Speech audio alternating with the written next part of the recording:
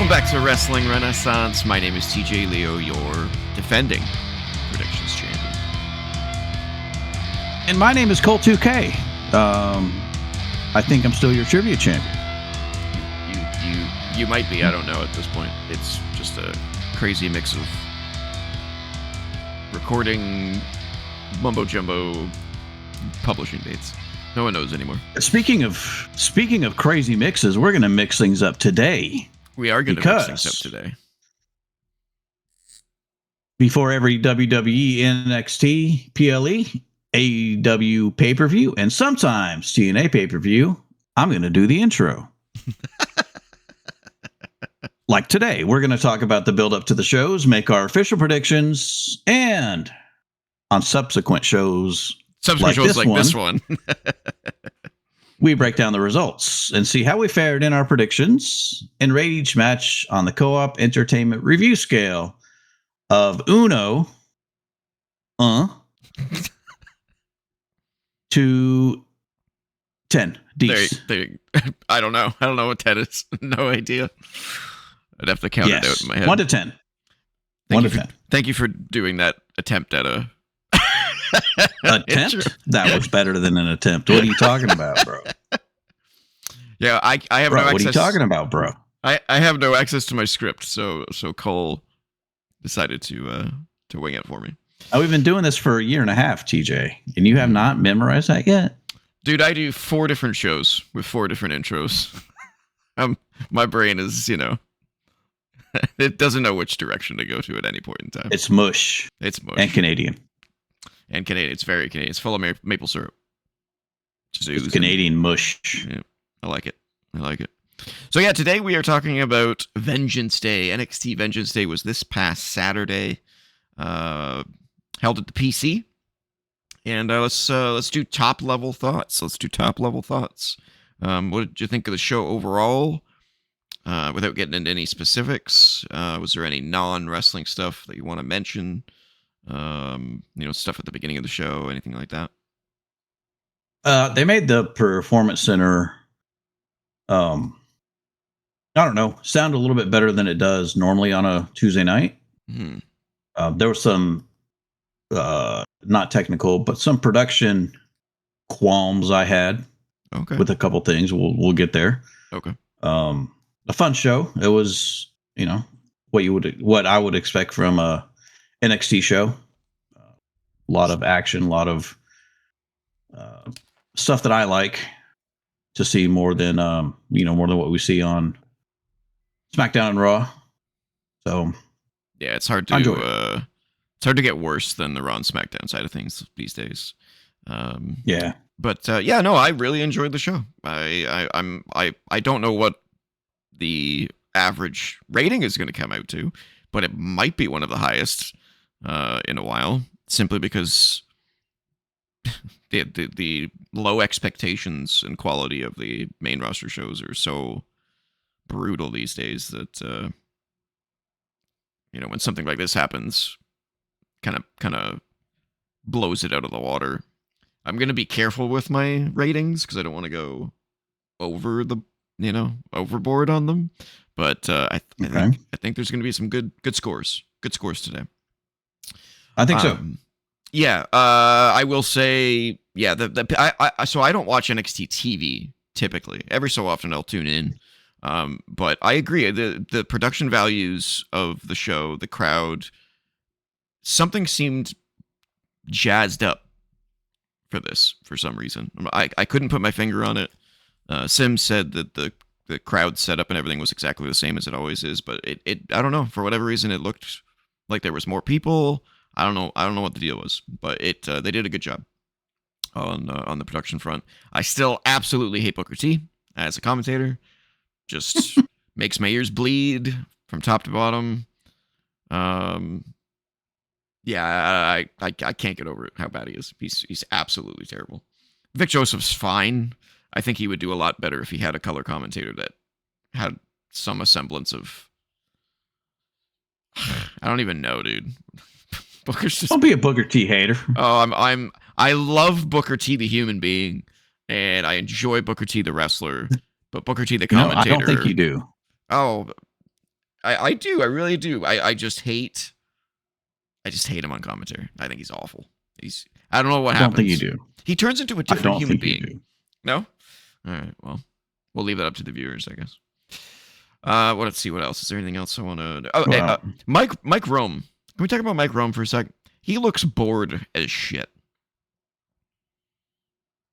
I think it's the frosted tips in his hair. I just had to throw that in there. I don't like it. No, that look is so 2000s, late 90s, early 2000s. I don't know what is with his look, but he looks bored. I caught him a few times during matches, like sitting on his cell phone, and I was like, I don't know, dude. You should probably be paying attention. I don't know. It just doesn't. Yeah. He just doesn't seem interested. He just seems like it's his job, and he gets his cue, he says his things, and then he goes and plays on his phone. I don't know. Let's see. Anything else I want to say? I did want to comment on the fact that I never noticed this before, but the announcer's desk is the old announcer's desk. I never noticed. Yeah, it's the old, like, 2000s, early 2010s desk with, like, the big, thick silver with the bolts on the side of it and everything. I was like, huh. Yeah, that's weird. Why didn't that get a production upheaval when they updated the desks? Maybe all the ones that they had lying around, they just shipped NXT and they were like, here, use these. Could be because it's developmental. That's why. I don't know.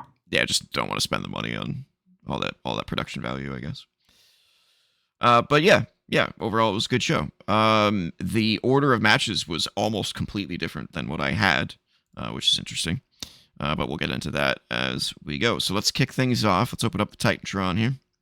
And the opening match was the street fight between Jada Parker and Blake Monroe.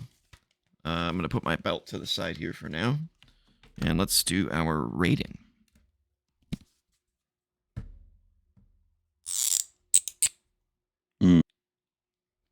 Yeah, these ratings are going to be tough because I'll get into why as we go through. Because I thought about this and I was between two numbers. I'm going to go... Yeah, I got mine.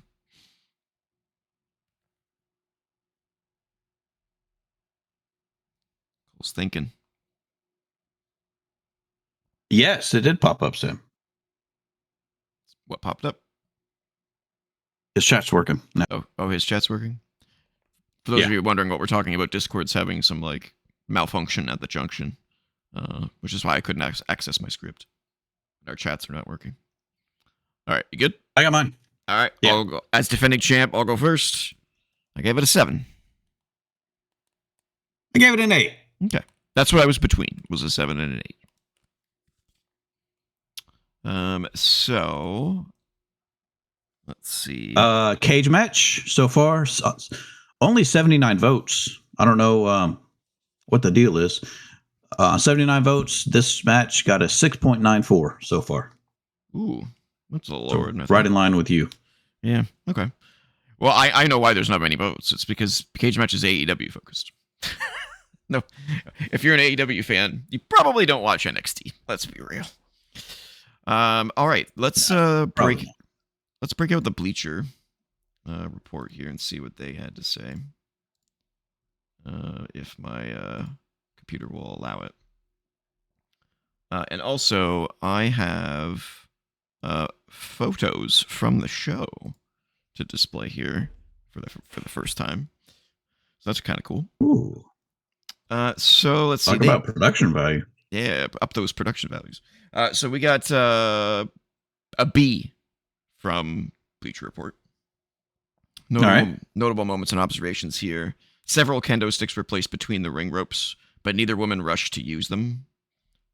I did find that a little strange. I also found it a little strange that they were there in the first place. Normally in a street fight, It's just no DQ. There's not weapons provided. So that was a little strange.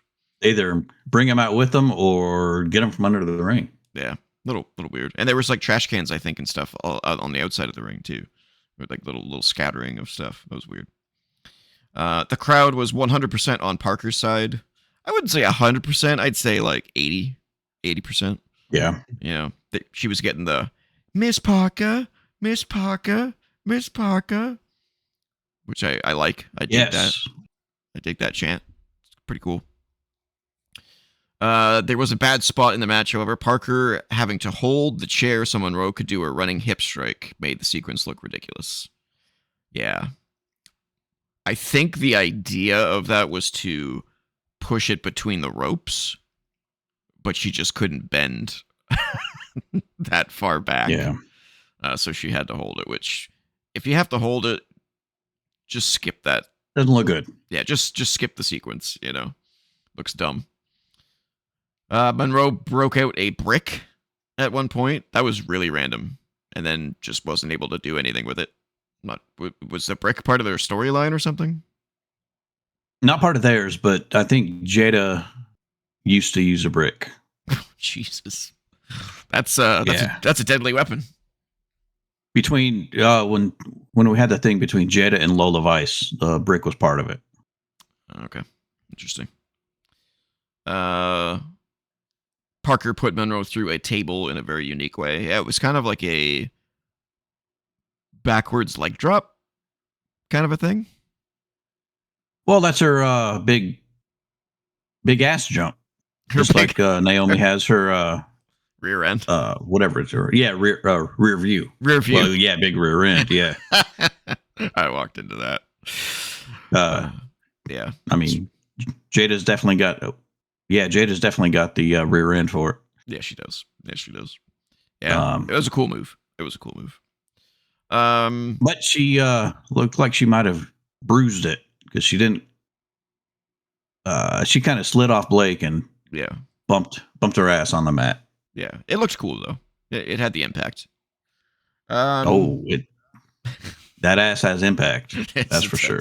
Yes, it does. All right, so that's it for Bleacher Report. Let's talk about. Let's see. So entrances. We've got Blake right here. I dig Blake's theme song. I don't know if I've ever mentioned that before, but it suits her perfectly, I think.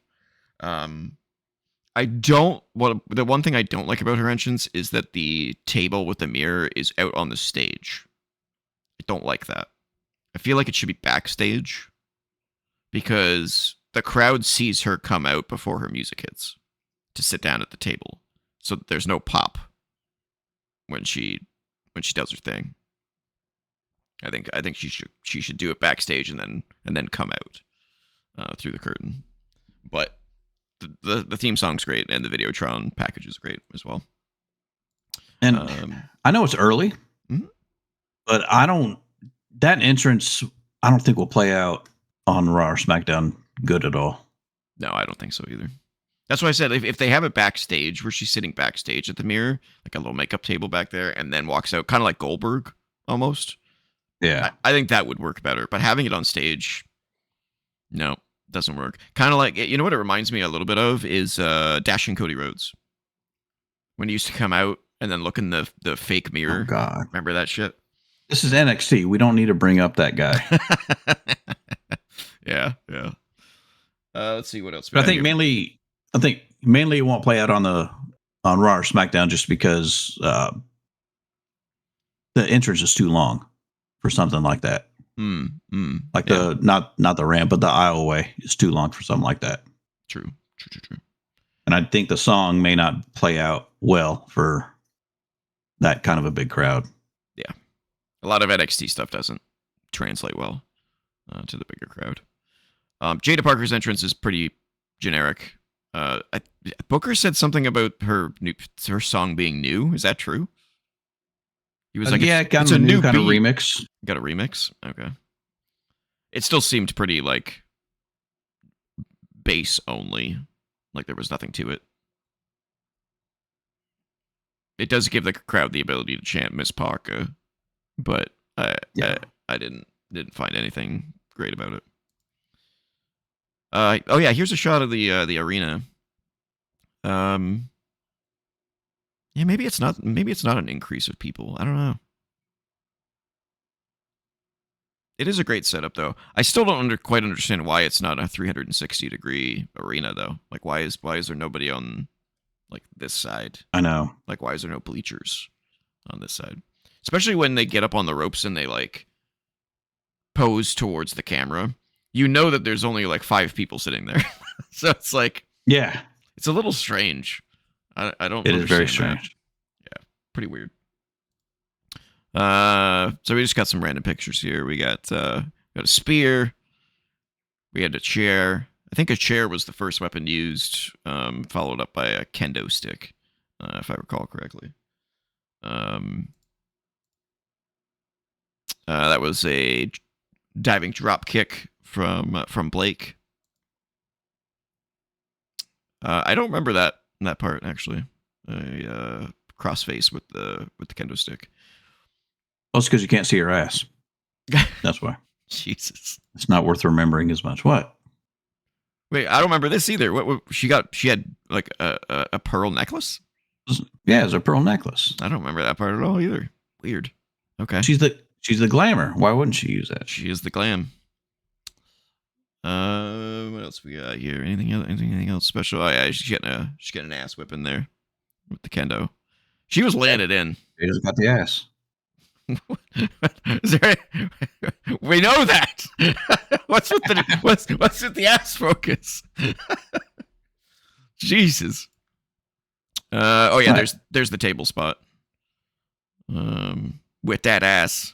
Oh yeah, as you said. Yep. They get a picture of it midair. Yeah, there it is. She looks like she's standing on the bottom rope in that picture. That's funny. Ill-timed. Or on the top of the trash can. Or on top of the trash can, yeah. Nope, she's midair in that one. She's midair. And that was it as far as pictures go. So I thought it was a good street fight, but it was rushed. Did you get that feeling? Not too much, no. No?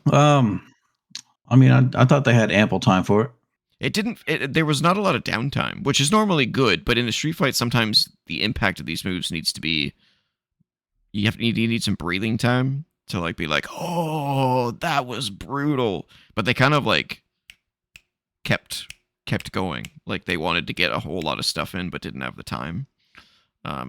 You'll have to let me know at some point if this was the shortest match or not, because it felt like it to me. Okay.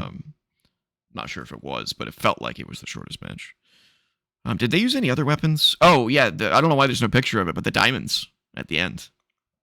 Yeah.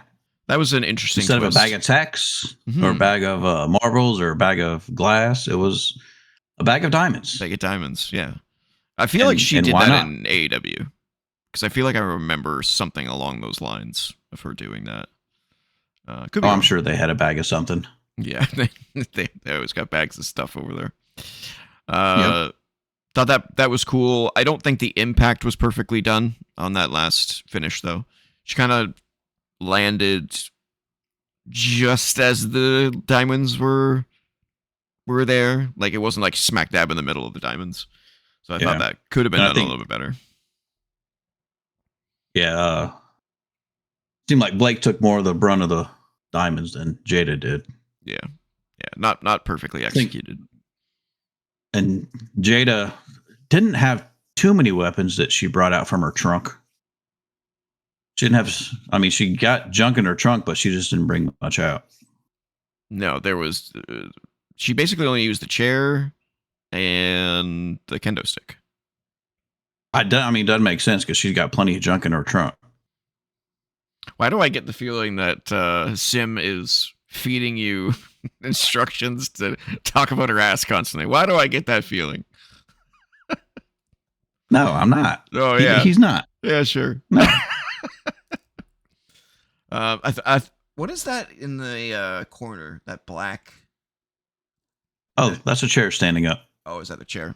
Probably from the bump earlier. Yeah, I think there was a pink bat. Yeah, I think it kind of bent in because Jada sat down on it. This bit is going on too long. It's well rounded. What are you talking about? Oh my This bit God. is well rounded. I'm gonna go jump off a cliff now. Yeah, I think there was a pink bat at some point, but I don't think she actually ended up using it. I think that was about it though. But I thought it was a good match. I thought it could have been better. Some of the execution was a little off. Blake won. I guess I should have mentioned that at some point. Blake won. I do wonder where either of these women go at this point, which is a question that I'll probably have a lot of for a lot of these matches, honestly. Blake wins. Does that mean she's going after the NXT title? No, she's not, because of things that happened later on in the night. Is Blake going after the North American Championship? Maybe.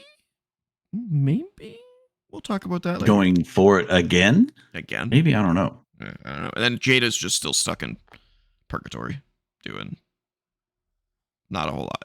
Just she shows up, she does matches, but she never seems to have like a winning storyline. She's always losing. It's kind of getting old. Well, there's one thing she's not losing. The adulation from the fans. Oh, is that it? Okay. Yes, that's exactly. The astulation? You said it, not me. Well, you trying to make me the butt of the joke? Oh, damn. No, I think Jada could be ready to go over to Raw. There's no room over there. I don't know. You know? Has Jada won any titles? No. She's got to do that. She's got to step up. They got to give her some wins. I don't know why they're. It's almost like they use her as enhancement talent to get other women over, and it's like, I don't know. She deserves better, in my opinion. She's great. She is really great. What was our expectations on the match? Expectations. We both had 8. Yeah, okay. So it's slightly underwhelmed for me. I mean, it was a street fight. Obviously, they're not going to do anything bloody, over dangerous, or bloody. Yeah, like something you might expect from Blake, just because of what she did before in AEW. But I think it was as good as I expected it to be. Fair. It was brutal. They were laying their shit in, and Jada sure did take an ass beating.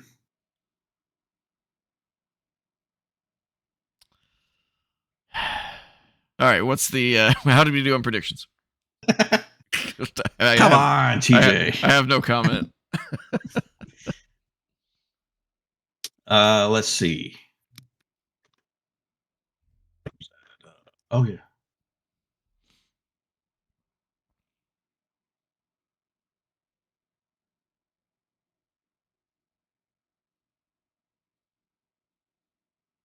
So I think for different reasons, we both kind of thought Blake was going to win. Me for 2, you for 4. I'm off to a good start. All right. And then the bonus. Yeah. Do you remember what that one was? I think it was, what was the first weapon used? It is. What was the first weapon used? A chair. I figured there was going to be kendo stick. We both did. Yeah. And especially when they came out and I saw 8 of them on the ropes itself. Yeah. But you were incorrect, sir. A few minutes into the match, they go outside. Jada pulls a table out from under the ring. Oh. Goes to set it up. Not used. Okay. They fight a little bit, and then Blake goes back to a fan out near the entrance. Oh, yeah. She pulls from the fan a pink umbrella. An umbrella. And she beats Jada with the umbrella. That's right. I forgot about that spot. So we both missed that. And we both got 0. Yeah, I mean, I don't think either of us would have ever guessed an umbrella would have been the first weapon used. That's crazy. I don't even think Jada's perfect weapon was used before that. But it may have been. Jada's perfect weapon? Her ass, yeah. She did use it. Oh, she did. A couple of times. All right. She did. So that's it for that match. What do we got next here? Oh yeah, we reached the rear end of that match. Jesus Christ! What? All right, next match. Let's get away from the ass. Next matchup was the match between Tony D'Angelo and Dion Lennox, which got off to a hot start. Let's give our rating. And I'll pull up Bleacher here. I'm gonna change mine.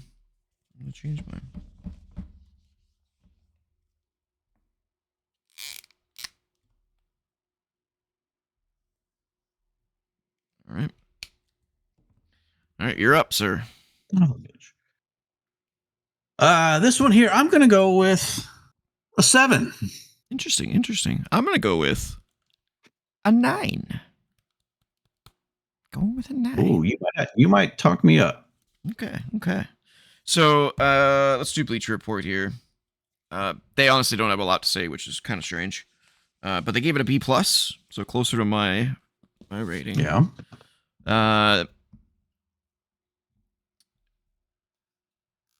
They only had really 1 point here. Most of the backstage fight may have been filmed earlier, which would have been smart because it would allow them to get the best shots and redo things if needed. So that bars some explanation here. So they actually started in the parking lot. Dion was waiting for Tony to arrive at the PC, and when he did, he was basically ambushed. Kind of a counter ambush. So there was a fake person, someone who looked like Tony D'Angelo but wasn't, that was in the car. And then when they realized that, the real Tony D'Angelo came out with a crowbar and started hitting all the members of Dark State. And then this brawl just continued to ensue in the parking lot, with weapons and schmacking around and interference from OTM, I think, got involved at one point. OTM, yeah. Jada's old group before she left them. Yeah. Before she left them behind. Jesus. Oh man, you really are the butt of this joke at this point. But isn't it a good butt? It was a great butt. The brawl continued backstage for a good 5 to 10 minutes. I felt like it was a good long while. Them just throwing each other into shit. Really intense too. Like they were not holding back. They were beating the shit out of each other. Some great spots back there. I'm not sure what the pictures we have are here. Oh yeah, so eventually they get to the ring and they bust through the what do they call that? Like the seating podium kind of a thing. Yeah. Bust through there. I think Dion hit his head on like a toolbox or something that was poorly placed behind this door or wall or whatever you want to call it. But it looked just fucking intense. They really were just not holding back in this. And then they finally got in the ring. The match started.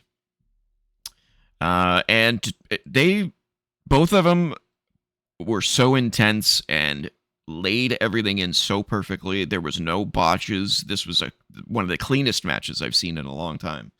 They just both went balls to the wall. There was no holding back. It was really, really great. Great impact maneuvers.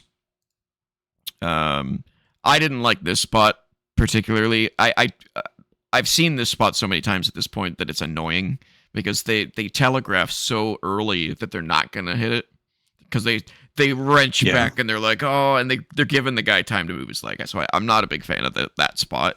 But it was still intense and still kept the energy in the matchup, and the crowd was just eating it up. And then there was this spot. Friggin', I think it was... Oh, yeah, that suplex. Yeah, I think Tony threw Dion into the crowd first, if I recall correctly. I think reversed. Or was it the reverse? Was it Dion threw him? Yeah, I think Tony... I think Tony was in the... And props to the front row extras who didn't look like front row extras. A lot of the times when they do something like that, you get these just over the top reactions from the plants that are like, "Oh, the world's ending," But they reacted like a normal fan would, and we're having a lot of fun. So props to the extras.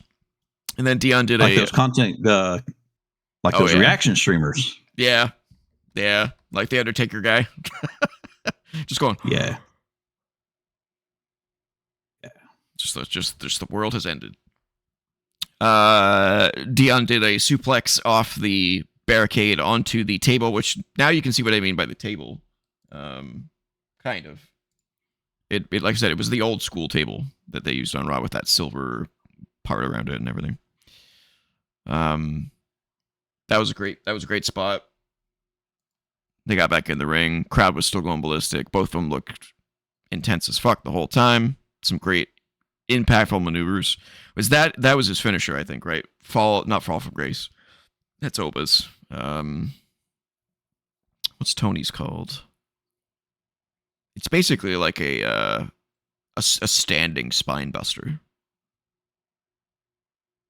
I think that was the last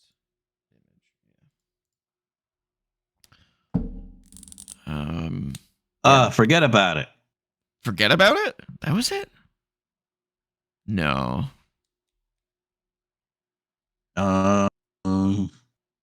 Maybe it is forget about it. I could be wrong.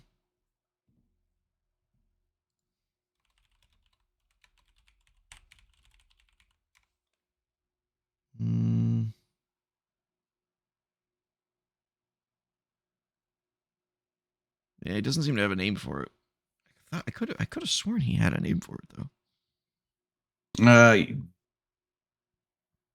Could be a new name that they just could be a new name. Yeah, it just does say pop-up power bomb. Yeah, I think they named it something, unless it was forget about it, but I'm not sure.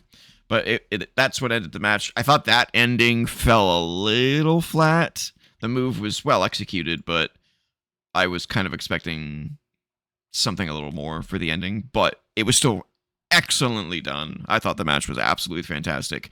If the frickin' Raw and SmackDown superstars had a quarter of the intensity that these two guys brought to this match, I would be much more invested in the main roster, because these guys brought it. I thought that this was a star-making moment for both of them. Tony has always been really reliable and really good, but I thought that this was like, okay, he's ready for the main event. He's ready for a championship at this point. And they kind of teased what you were telling me on the prediction show about him having a second goal or a second mission. Yeah, phase 2. Phase 2 of his mission, which they didn't go into what it was. He didn't say anything, so I'm assuming we'll find out on NXT TV. Yep. But it's got to be a championship, right? You would have to think so.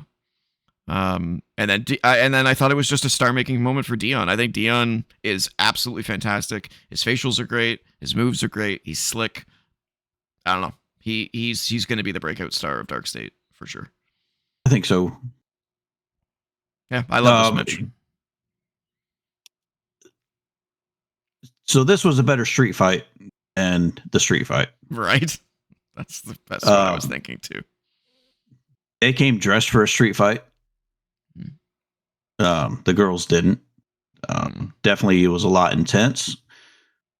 The reason I brought mine down a little bit, the stuff from the parking lot to the ring, I don't know, maybe took a little bit longer than I thought it would. It did. And then the match didn't seem quite as long as the pre-match stuff. Yeah, they definitely incorporated the length of the match into the backstage stuff for sure. Definitely. So that kind of marked it down a little bit for me. But having said that, I'm probably still going to make mine an 8 instead of a 7. So I'll bump mine up to an 8. Yeah. Roger that. Yeah, I thought it was excellent. I thought it was badly placed, though, in the order. Because if they were going to do this kind of like backstage segment, I feel like they should have left it until after the Izzy Dame and Tatum match because they just did a literal street fight, and then they kind of did like a semi street fight right after it. So it was like probably should have waited, spread out the gimmicks a little bit. But yeah, but you do the street fight, then do the Tatum and Izzy match, then you do this one. You have the underground match after this one. True, because you've got another gimmick match. So you basically got 3 gimmick matches. Yeah, out of on a 5-match card. It was almost not one of these matches should not have been a gimmick match. I'll put it to you that way, and I think it's pretty obvious at this point which one it was, because we haven't talked about it yet. But we'll no, get there. I don't think so. I would disagree with that. Oh, okay. Well, we'll have to talk about that when we get there. Yeah, I don't think I have anything to add at this point. I thought it was fantastic and a star-making moment for both of them. Hopefully, they both get huge pushes and get to do some new stuff. I think maybe with Tony, so coming out of this, I think Tony, I don't want him to be in NXT for too much longer, though. Mm-hmm. Although with the character refresh, they could extend him a few months. But I mean, he's ready to go. Do you think Phase 2 is moving to the other rosters? No, because he said I came back to NXT for 2 things. So he's not going to come back to NXT so he can go to somewhere else. He could just go somewhere else, right? Hopefully, it's not to reunite the family. It's got to be a title. No, because one of them's in the Birthright. Stax is in the Birthright. What the hell's the Birthright? Birthright? That's the NXT faction of second-generation stars. Well, second-generation people. Who is Stax' first-generation person? Predecessor. Well, he isn't, but he is the boyfriend of Ariana Grace, who is Santino Marella's daughter. Okay. Then you've got Lexus King. And who's he? Who is to? Brian Pillman Jr. That's who he is. Oh, wait. Why wouldn't they call him Brian Pillman Jr. instead of Lexus King? That's dumb. Well, that was, when he first debuted, he said, you know who I am, and this was my father, but I don't want to be his son. I want to be my own person.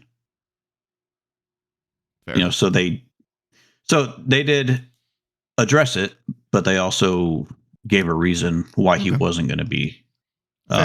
And then Uriah Connors is the other guy in it. That is Fit Finley's son, or that is one of Fit Finley's sons. Right. The other one's in AEW. Yeah. The only other one just debuted in AEW last week. Interesting. Okay. So they're giving in. I mean, and they have and they addressed that Connors is Fit Finley's son. So they, they're full in on the, it's our birthright to be in here and to be champions. We don't need these athletes, these NIL people coming in here claiming our birthright. So that's kind of their mission. Except for Channing. Yeah. Who except really for Stacks, doesn't have a birthright and shouldn't be in that group. but it's basically his father-in-law. So yeah. That's a stretch. I don't think he should be in that group. And ironically enough, he is pretty much the leader of it. Yeah, that might make for a good turning point where they turn on him at some point, being like, "You're not related to anyone. This is a farce," Yeah. So I guess point being, that's I don't see Tony going after him, going after Stax, and going against a whole brand new faction. Yeah, it's got to be a championship. Got to be. Yeah, but I would think it's got to be a championship. Who's the North American male champion right now? Miles Bourne. He won it. So both male champions are faces. And Tony's a face. That's a problem. I guess he is. I mean, they were definitely cheering him in this match, that's for sure. I mean, yeah, they're presenting him as a face, but he could be a heel. Yeah. Very easily. Yeah. All right. Well, we'll see what happens. Predictions. Oh, no. Expectations. Did we do that? What was our expectations for this match? I gave it a 9. You gave it an 8. Oh, wow. Expectations were... Me a 7 and you a 6. Wow. Yeah. Blew us out of the water. I like it. All right, now predictions.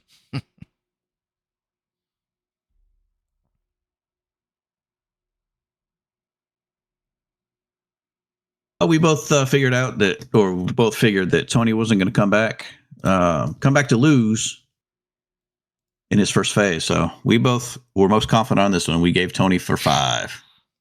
All right. I do not know what this bonus was. Was Dark State or any members of Dark State going to be ejected from the ringside area? Well, that didn't happen. They didn't even make it to ringside. They did not even make it to ringside. And we may not have seen that coming, but we both did see that they weren't going to be ejected. Yeah, I thought that was a very creative way of dealing with that problem. Yeah. Cool. And that'll, with OTM getting involved, that kind of gives little heat to their feud between OTM and Dark State. Cool. Oh, yes. So this was one of the wash matches. Yeah. All right. Moving on. The next matchup was the Women's North American Championship. Izzy Dame defending against Tatum Paxley. Let's do our rating.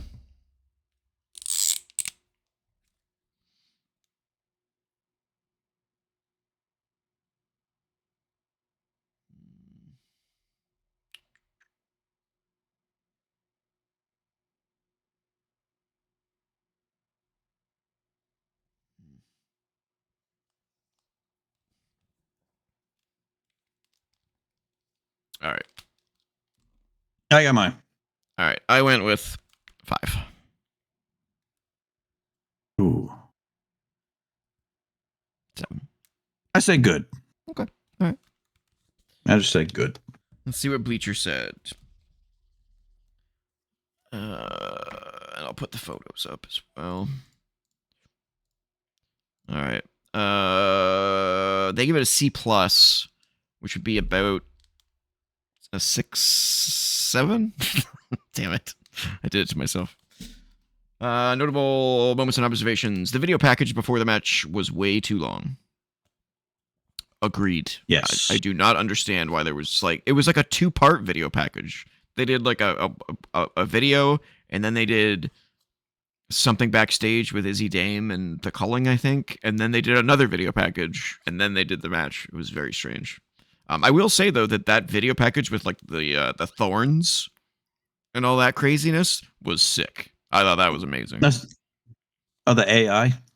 It definitely had some AI. Some AI-ness to it. Some AI-ness. But it looked great. I thought it looked really, really cool.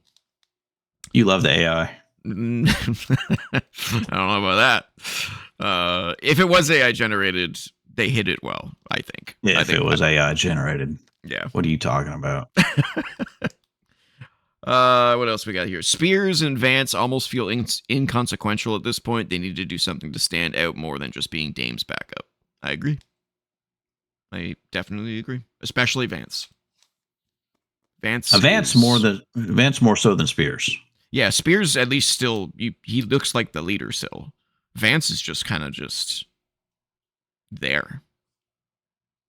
He's unused potential. Yeah, I don't know why he's there at this point. He doesn't do anything.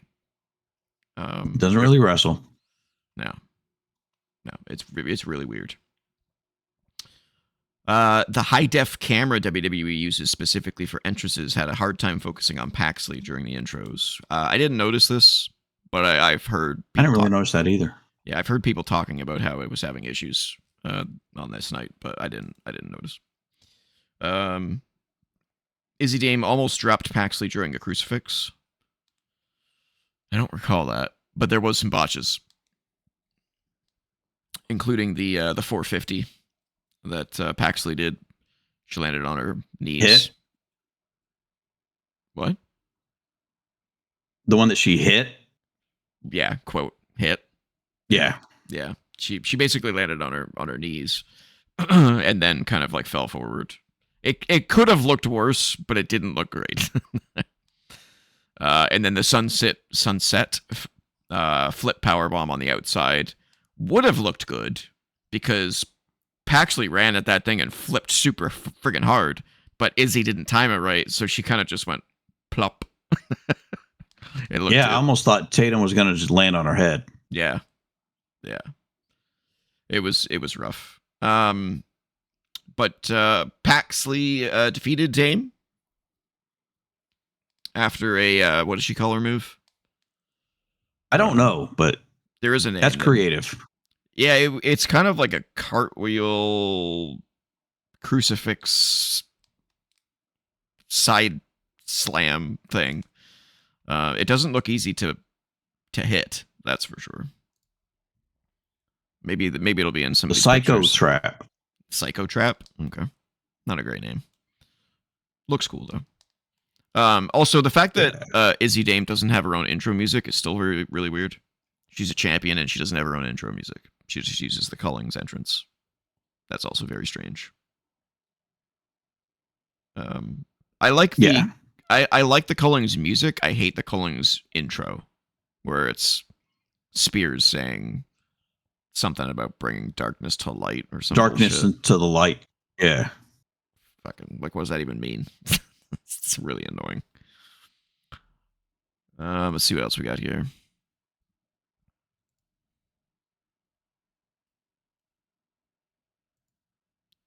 Yeah, it was just kind of a sloppy match. I don't understand the appeal of Izzy, honestly.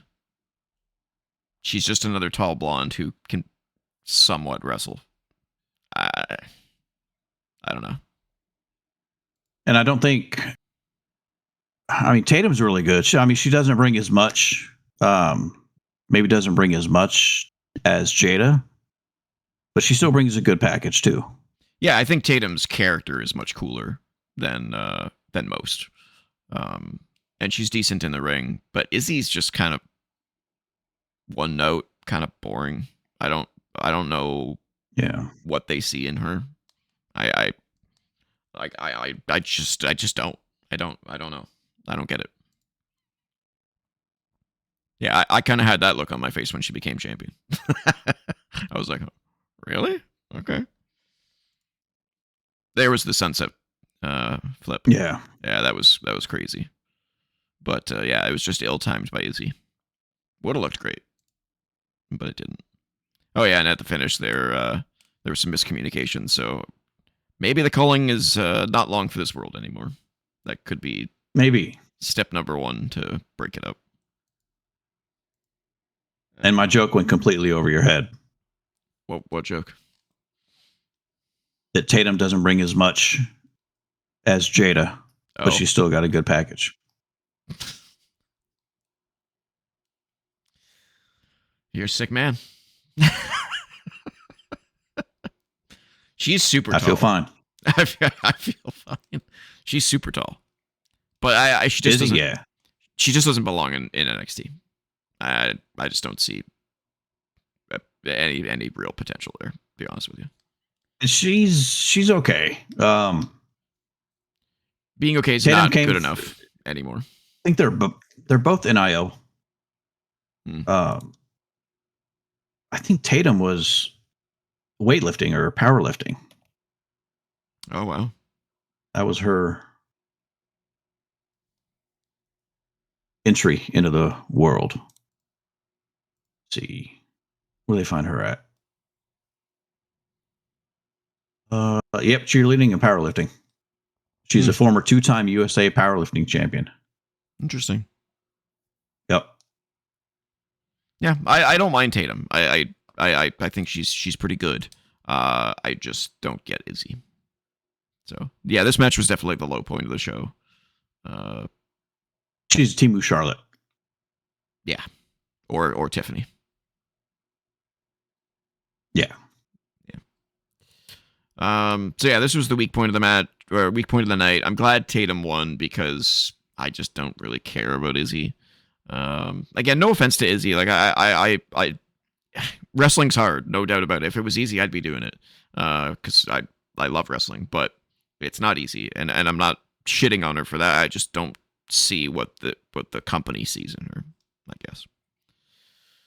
What was our expectations for the match? Expectations. Me a 6 and you a 5. It was basically exactly what I expected, and slightly better than what you expected. Yeah. Oh, we did miss 2 ratings. The Tony D and Dion Lennox match. Cage match rated at 6.99 so far. That's pretty low too. Okay. And this match, 7.69. What? Wow. That makes no sense. So the best sloppy match of the match night on Cage Match. Are you serious? Yeah. What are they smoking over at Cage Match? Wow. They thought the worst match of the night was the best match. Okay, whatever. Weird. I don't understand at all. That's very strange. All right, predictions. Let's see what we got. Weird. Oh, not that.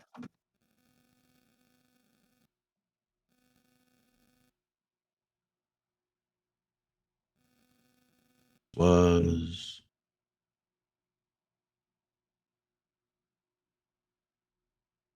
all right. Oh, and I think the reason you had the big long package, the video package. Oh, I got a big long package. Yeah, is it as big a package as Jada's? I don't know. I'd have to test that out. But I think it's because this was the end of their feud. Yeah. So they basically had to tell the whole story, the whole feud of it, and this was the end. So hopefully we won't see these two again. Thank God. But I picked Tatum for 4, and you picked Izzy. Yikes! That hurts. That hurts. I'm in trouble. Okay. And bonus was, I don't remember. Was a North American title going to be used as a weapon? Oh. Successfully used as a weapon.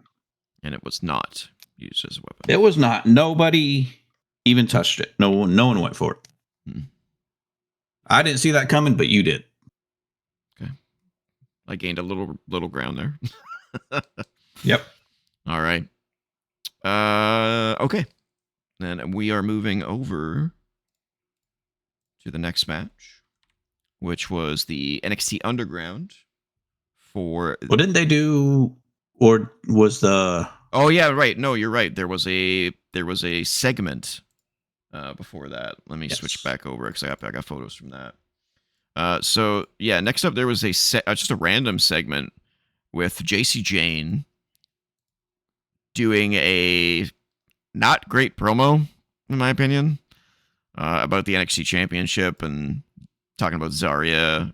So I guess Zarya turned on Soul finally. So Soul had her championship match a couple weeks ago. And Zarya attacked her before the bell rang. Or turned on and attacked Soul before the match even started. So JC ended up beating Soul in 6 seconds. Yikes.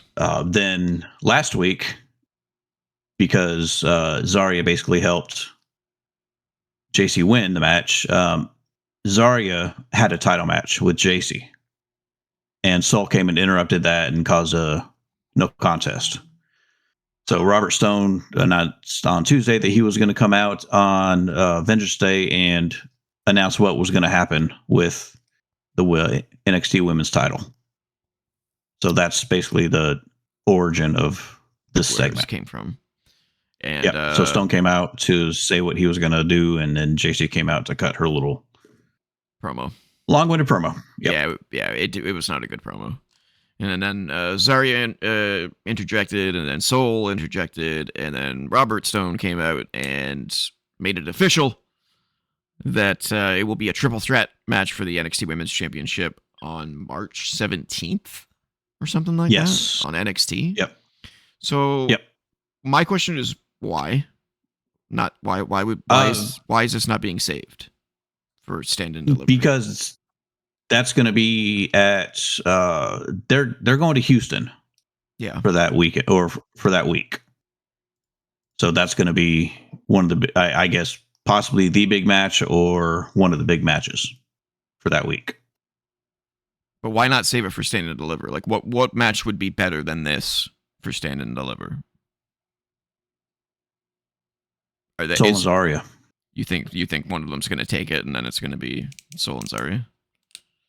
I mean, could be.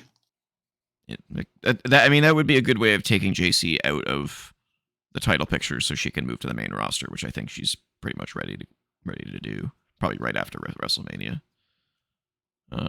See, I think Soul's going to go up after WrestleMania.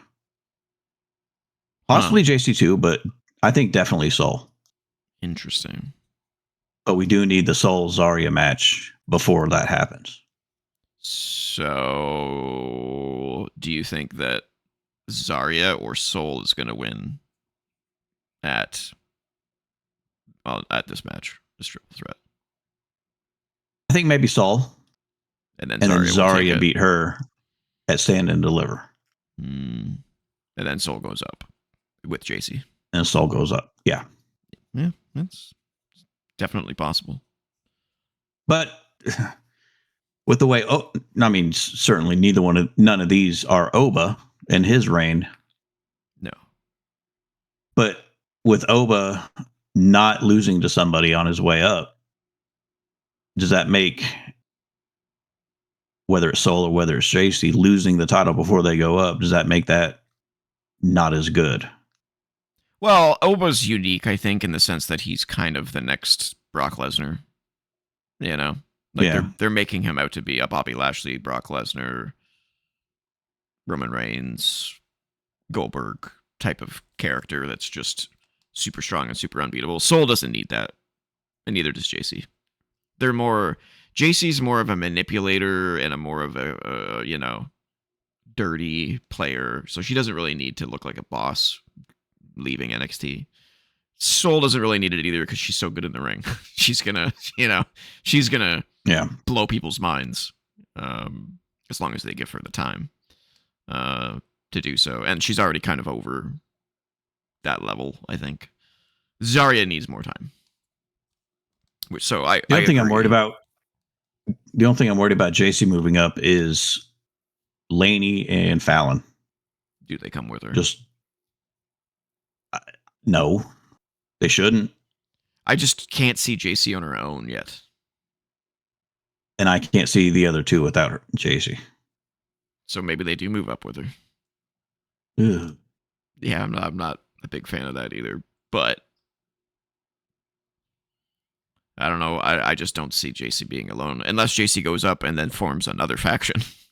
I mean, why not? Everybody's in a team up there, right? Yeah. And she's already been in 2, so make a third one. Why not? Yeah.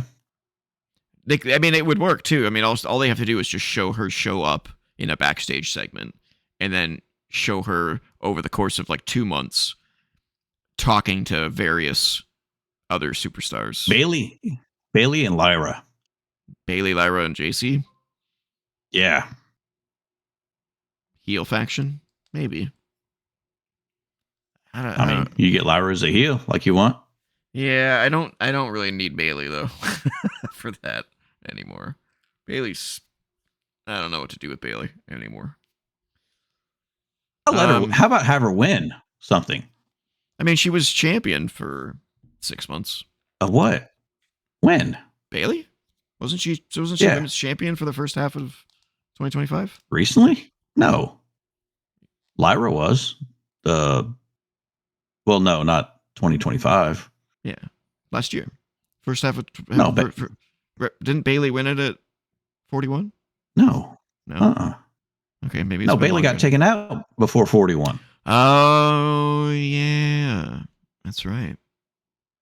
Yeah, she does need to win something. I agree. I don't know what to do with her character though. They tried to do something with her with that like psycho gimmick and then that multiple personality gimmick, and that went literally nowhere. I think it's still kind of underlying. Yeah, I don't know, man. I think they just don't know what the fuck writing is. on Raw or SmackDown, so it's never gonna amount to anything. But yeah, this segment. Well, they're trying to fix it apparently. Yeah, but they are that is true. They have new writers, so we'll see if things change over the next couple of months. But yeah, this segment was fine. I honestly don't really think it needed to be on the show. It could have been on NXT TV. It was fine. Just take it as a really long video package. Yeah, basically. Yeah. All right. Now we can move on to the underground match. So let's do our rating.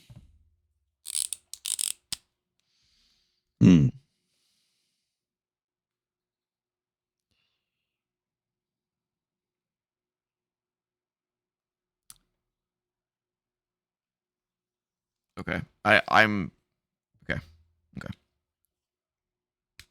I've got mine. I have to grade this. This is odd. Not odd, but this is hard.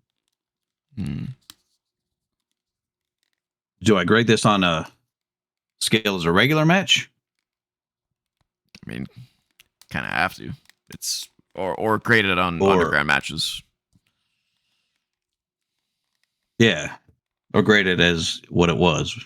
Yeah. I grade it as what it was. A gimmick match.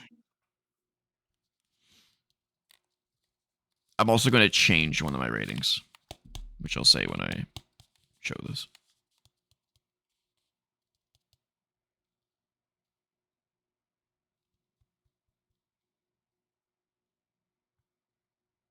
Okay. It's my go. Fourth match. No, this is me. Yeah. I'm going with a 7. 7.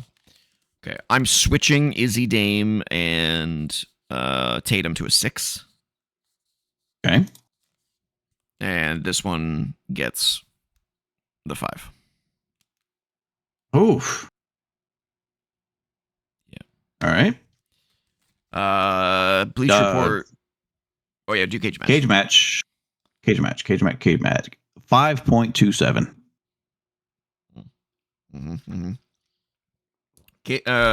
Bleach Report gave it a B-, which seems awfully high to me.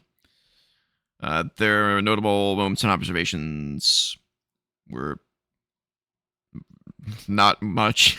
The ring crew probably hates having to take down the ropes and then put them back up for the next match. Yeah. That's probably a big pain in the ass.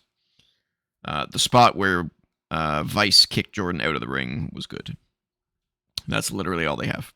That's literally all they have. So let's get to the photos, starting with some of the people that were around the ringside, including Showtime. Showtime Luke was right there. I don't know who the other two are. Is that Drake Moreau behind him on the right? It is Drake Monroe. It is Drake. Moreau. Drake Moreau. That's right. Moreau. I also saw. It is Drake Moreau. It is definitely Drake. And also Xena was at ringside.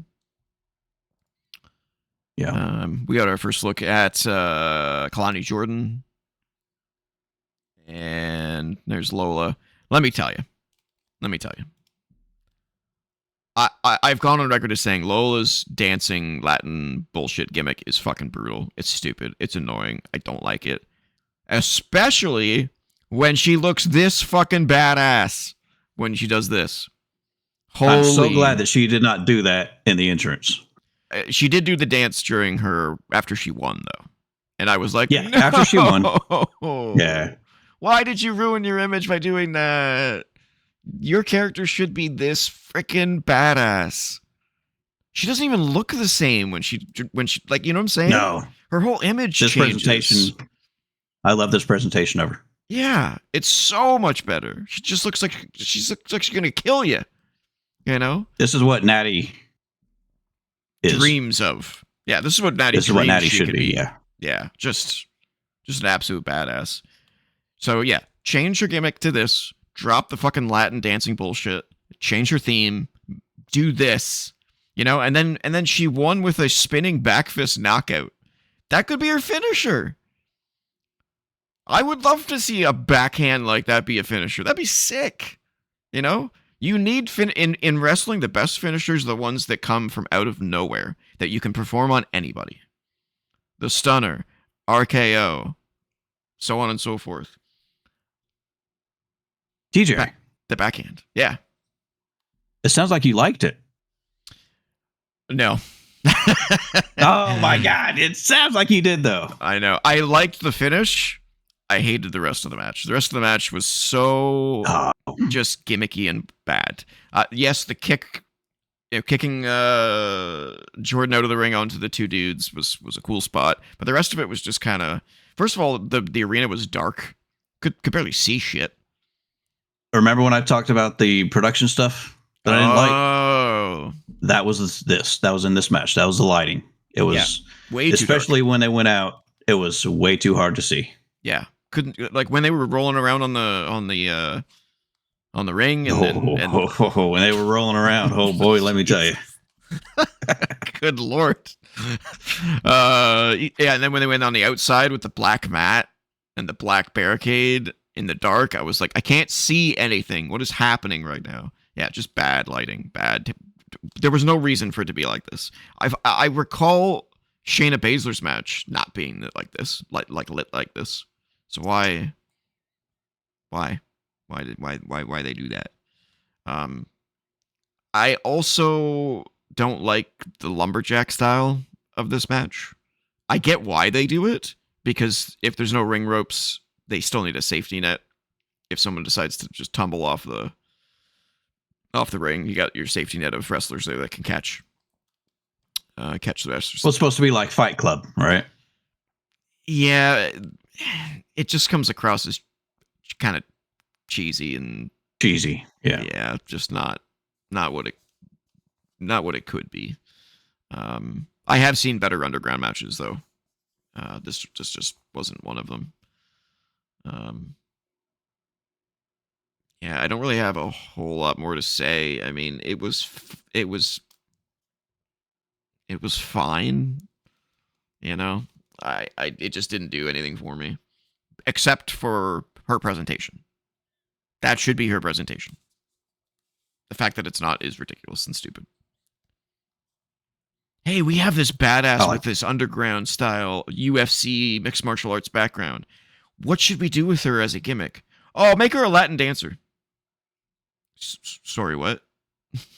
Like, what? Imagine if they did that to Ronda Rousey.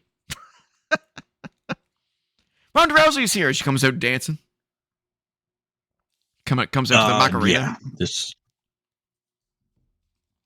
Dumb. No, if it's Ronda, it would be something, I don't know. Well, I mean, they had Joan Jett. It's true. With her theme. It's true.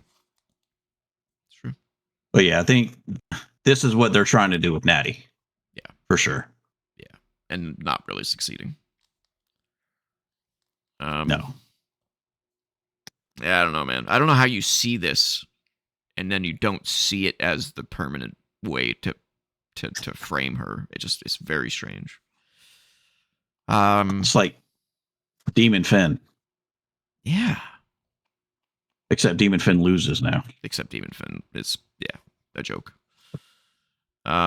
This match did good for Lola. I think it didn't do anything at all for Kalani. Kalani's such a good wrestler. To have her in a gimmick like this, it was like it's not necessary. Yeah, it's like I don't know what they're gonna do with Kalani now. What are they gonna do with Lola? You know, I mean, if Blake goes after Izzy, or not Izzy, Tatum, then it doesn't really leave Lola to do much. I mean, she's still doing going to AAA, so I don't know if they're just keep having her do that, or they're gonna have her move up to SmackDown. No, Lola can't. Lola, it's too early for Lola. Please no. Does Kalani go up to SmackDown? I could see Kalani going up. Kalani, between the two, would probably end up going to SmackDown because that's where Carmelo is, and they're they married together. Oh, they're together. They're engaged. Yeah. Okay. Yeah, that would make sense. And Lola is with Priest. Oh, really? Yeah. What is NXT just like the dating grounds? NXT is the hookup place. Yeah. Yes. What the fuck, man? So all these wrestlers just go to the PC under the disguise of I'm just going there to train. You're going there to feast. Oh yeah, they that is the hookup place. Good Lord. I remember when dating wrestlers was like a taboo no thing you did behind the scenes at WWE. Now it's a marketplace. That's almost a rite of passage. Yeah. It's like, who are you dating? Oh, I'm dating this guy. Okay. Jesus. Okay. What was our expectations on this match? Expectations. Me with the 7, you with the 6. Okay, so below expectations for me. Right on for me. Oh yeah, also the microphone coming down for Mike Rome, and even having an announcement like that, I was like, that's weird. It's not a championship match. Why are we doing this, guys? Why are we doing this? It reminds me of how they tried to like make 205 Live its own thing, and I'm like, guys, no, just no. Can we spot any other wrestlers on this picture? It's too far away. Let's see. Oh, there's Xena. There's Xena. Hank and Tank. Hank and Tank were at right there. Oh, is that who there? Hank and Tank? Yeah. Brooks Jensen, I remember seeing. Oh, and that ref too. Ooh, yeah. Okay, here we go. Who we got? Yeah, I don't know a lot of these guys. No. It's funny, the lighting in the photos looks lighter than the video. That looks like Naomi. It does kind of look like Naomi. It's definitely not Naomi, but I don't know who the white girl there is. She doesn't look familiar. No, that was it. All right, let's get to predictions. Right. We both thought Lola was going to stay undefeated on the underground. Me not so confident as you, though. So I had 1 and you had 2. Okay. And bonus question. Was it going to be a knockout or submission? 2 ways to win, knockout or submission. Crap. I know I got this one wrong. And like you said, it was the spinning. So it almost looks like Jericho's Judas effect. Yeah. Except instead of an elbow, it's a back fist. Yep. But you got the back fist and then the attack and the ref stoppage. Technical knockout. I said knockout. You said submission. Damn. All right.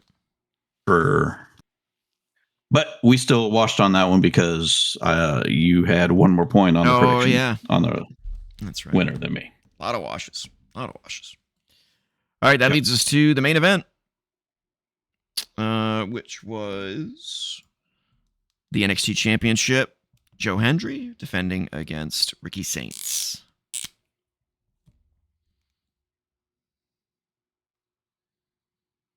Yeah.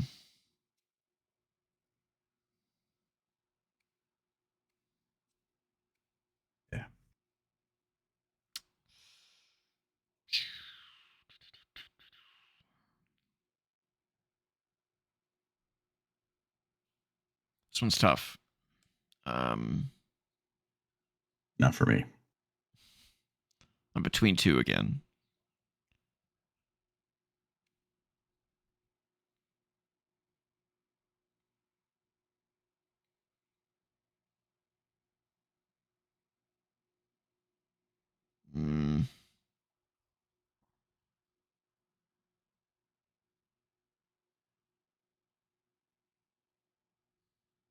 Yeah. Okay. All right. I'm up, I think. Yes, you are. Match 5. All right. I'm going to go with a 6. I'm going 5. Okay. How'd Cage match? Did you go high or did you go low? I went low. I was going to give it a 7 because I was comparing it to the Izzy Dame match that I gave a 6, and I was like, I did like it better than the Izzy Dame match, but I don't think I can go a 7 even still. It would be like a 6.5 if I could do the betweens. Cage match 6.13. 6.13. Okay. Pretty much spot on with me. Okay. Bleacher gave it a B. Pretty high, in my opinion. Notable moments and observations. Saints had a pretty cool, unique entrance, but it will be even better on the main roster when you can add some pyro to it. Yeah, he had like a little like spinner laser thing. Let me see if we got any pictures of that. All right, this would show Hendry's entrance, just his typical entrance. Yeah, they didn't show it. Okay. Saints mocking Hendry's signature pose was pretty funny. I agree. That was fun. And Hendry used John Cena's attitude adjustment at one point in the match, which was interesting as well.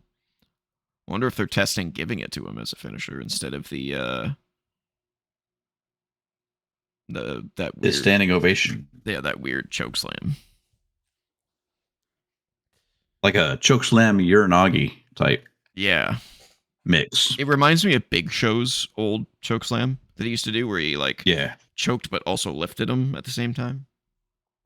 Yeah. But I thought this match was above average. It didn't have really any like sloppiness or botches like the Izzy Dame match, but it also didn't feel smooth either.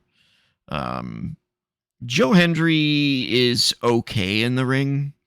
He's a little stiff. I think that's the best way I can describe his in-ring prowess is stiff. For me, I just say he's clunky. Yeah, he's a little jank. You know, he never botches anything from what I can remember, but he's just not smooth. He moves like a tank. You know, it's like tank controls in a video game. He kind of just like he doesn't have like a smooth transition to anything. It's always very, very, very stiff. Ricky's definitely better in the ring than Hendry. But I thought it was a decent match. I liked when Ethan Page came out and looked at the title and then gave the title to Hendry for some reason, but then wanted Ricky to win. But I don't like that spot. Yeah, it was kind of confusing. It was like I don't think he really cares who won that match. But I think it's pretty obvious that he's going after whoever wins. At this point. I mean, Ricky's basically right in front of him in the ring, and Hendry is kind of on the other side, further away from Ethan. You know, you normally see that spot where they're both the same distance and the person just slides the belt in right in the middle between the two. It's almost like that's what they were trying to do with it. But instead it was like, no, I'm giving it to Hendry. Yeah, it almost looked like he was giving it to Hendry. Which I don't understand. Yeah, do you think it was more of like they weren't in position? Or was it just not written well? Because it definitely was confusing. With it being NXT, I think they just weren't in position. Now, if it would have happened on Raw or SmackDown, not written well. Yeah, that's fair. Yeah, then they battled over the title anyway. Because then after the match, Ricky left with Ethan. They left together. Oh, I didn't see that. Interesting. Yeah. Whoops. I guess there's no other pictures. Interesting. Yeah, I didn't see that part. I don't really understand that at all. And like why would Ricky leave with him if he betrayed him by giving the title to someone else? I don't know. Yeah. So I think it's just they were out of position and they wanted to do that spot where he slides it in the middle of it. In the middle of them. Yeah. Yeah, it was fine. Ricky won. Or no, not Ricky. Hendry won. Which kind of leaves the title picture in a weird spot. They're going into Stand and Deliver with a face champion. Just like the main roster's going into WrestleMania with all face champions. I don't know what, like, I don't understand. I don't understand what's happening with the idea of putting face champions in to defend. I don't get it. So we're just supposed to cheer for a retain, I guess. Right. Like that's a weird thing to ask the audience to do to get invested. You know. So what are we thinking? It's going to be another rematch between these two, or is?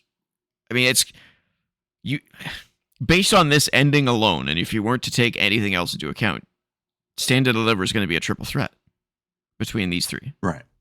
Right? Seems like it. How could it not be? Right? Right. Which kind of sucks for me. Which I think kind of sucks is we just saw a multi-man match.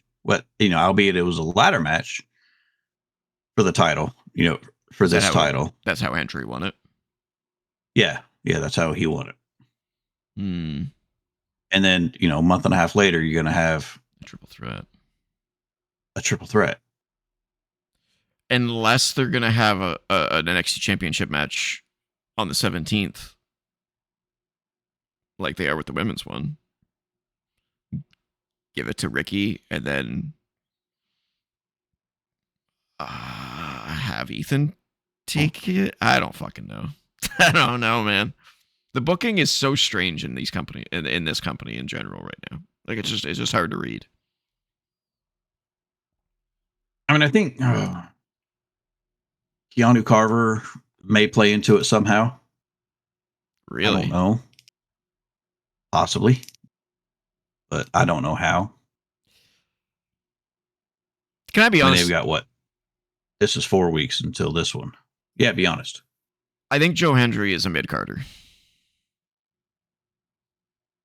Oh, yeah. On Raw or SmackDown, he's I don't see him as anything more than a IC title or US title holder. Yeah. So if that's the case, like, don't keep him in the main event title picture on NXT for very long, because it just doesn't feel like, it feels a little disingenuous. Where it's like, yeah, he's the NXT champion, but when he goes to the main roster, he's going to be a mid-carder for life. I don't see them putting him in a championship spot on Raw or SmackDown. Like, think about the top guys on Raw and SmackDown. You got Punk, Roman, Seth, Drew, Cody, Joe Hendry. Like, yeah, I don't buy it. And then people that just went up, Oba, Trick. Oh yeah, man. Oh yeah, man. I mean, Trick, I can see going to be a world champion. Oba, 100%. Obviously, 100%. And I got Gunther still there. Carmelo, maybe. I mean, if Cody can, Carmelo can. He's a little small though. He's a little. Yeah, he's a little small. Not to say that can prevent him from getting the championship, but I think it would prevent him from being a long-term champion or a multi-time champion. That's the thing. I don't necessarily need long-term champions. No. I think they like it though. The company. Yeah. They like having one guy to represent the company for a long period of time, to do the rounds, do all the talk shows, do all the advertising, representing the company. That guy doesn't always have to be the champion. True. but it helps. In their mind, it helps them because they get to walk around with the belt. I mean, look what Punk's doing right now. Punk's everywhere as champion right now. He's on a new show every fucking 30 seconds, I think. It's weird. But you know who else kind of is right now? Who? Trick Williams. Oh, is he? So they're training him. He is. They're training him. I think Trick's one of those who can do those things without having to be a world champion. Even though I think he will be. He will be. They're training him to do that. They're like, you got to carry yourself in a certain way if you're going to represent this company. And if he does it well, then from a corporate standpoint, you look at someone like that and you go, they're representing us well at, all of these shows and news broadcasts and all this kind of stuff. They're like, what if he had the belt while he was doing that on his shoulder? That's what they look at, man. That's why Cody's had it for as long as he has and doesn't really give it up for very long. And when he did give it up, who did he give it up to? John Cena. and Drew. Yeah, which I didn't really see Drew on TV a whole lot. He did do some, but like he wasn't like out Not there. A whole lot. No, he wasn't out there. Oh, because he's a bad guy. He's the heel. True. That's part of it too. True. Yeah, I don't know. Yeah, I can see Hendry in that position, but he's not good enough in the ring. That's the problem with him. He can do it with one of the mid-card belts. Yeah. He's still, it's still a champion on your show who people know. Yeah, he can visit with the United States Championship. It's a good belt to bring. Yep. But yeah, this match kind of was just fine. It was slightly above average. It was average for me. Yeah. This feud needs to end. I'm kind of tired of it. Yeah. All right. I got nothing more to say. What was our expectations? Did we do that already? 5 for both of us. Okay. So it slightly exceeded my expectations, which it did. I enjoyed it. I just, It was right about where I thought it was. An average match between two people that I just don't really care too much about. Yeah. I thought it was the low point of the night. Oh, interesting. It was definitely the predictable point of the night, which doesn't help. Low point is I don't know. That's a bad way of saying it. It was the match I was looking least forward to and exactly what I expected. Yeah, that makes sense. And it wasn't a bad match. It wasn't a low match. It was just the match that I just didn't care so much about. And it had because of that, it had the opportunity to impress you, and it didn't. Yeah. Agreed. All right, predictions. So we both thought that Joe wasn't going to lose it on nearly his first defense of it. We both had it right in the middle. Another wash. Confident, so 3. Another wash. And then the bonus question. Mm-hmm. What was it? Oh, yeah. Was a guitar going to be used as a weapon? Because of the singing segment. Yeah, the segment last week. We both said no. We both got it. So, all right. That whole match was a wash. This is going to be a tight one. All right. So overall rating.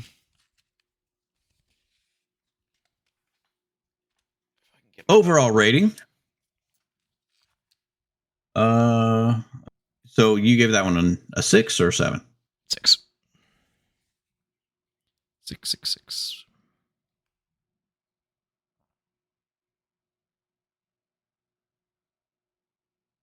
Mm-hmm.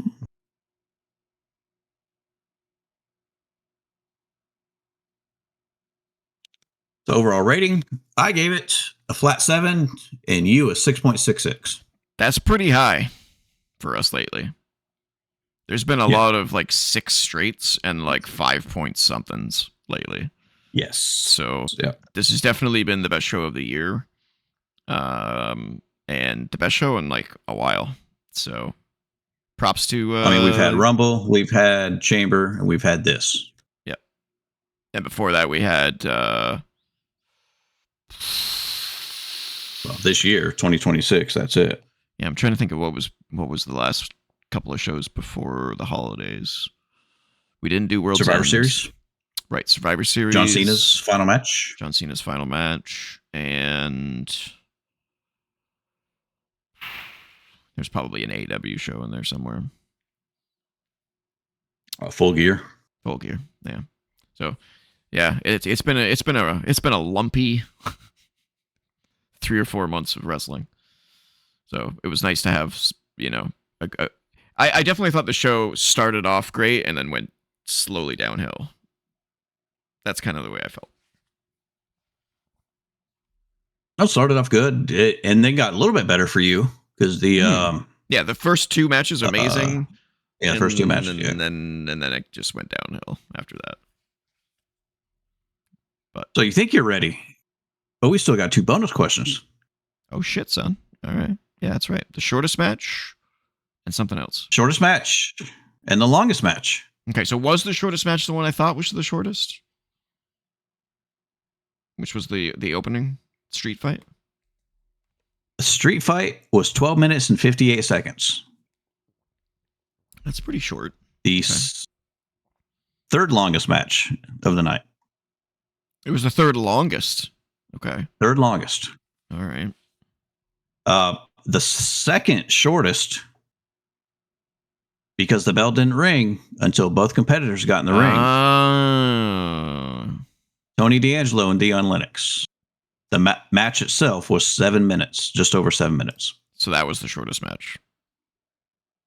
The shortest match of the night. There was one shorter than 7 minutes? Kalani and Lola. Underground. Wow.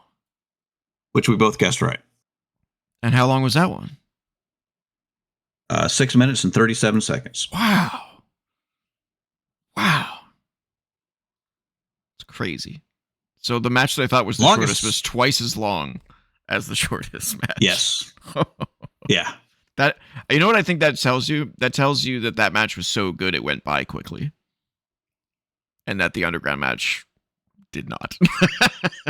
I think that's what that says. Yeah. Sounds about right. Yeah. Crazy. And the longest match of the night. Probably the Izzy Dame match. Izzy Dame and Tatum Paxley, 15 minutes and 31 seconds. It was the longest. Was not as long as Joe Hendry and Ricky Saints, 16 minutes and 5 seconds. Wow. Oh, I'm sorry, 16:15. And that one did feel long. Which we both guessed right. Wow. Yeah, it did. Okay. Interesting. So they were both a wash anyway. Yeah. But still worth noting. We got a lot correct on this one. We got a lot correct, yeah. Percentage-wise, this might be one of the highest. So there were 5 matches, each with a bonus question. Mm-hmm. So that's what, 10 questions, and then 2 bonus questions. So a total of 12 questions with a total possible of 22 points. Okay. Let me take off, delete the points that we missed.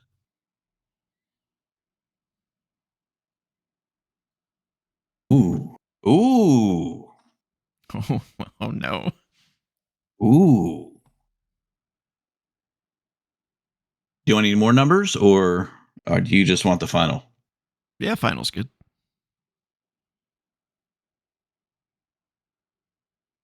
So when it comes to the final numbers, the bottom line, the back end, for another Jada Parker reference.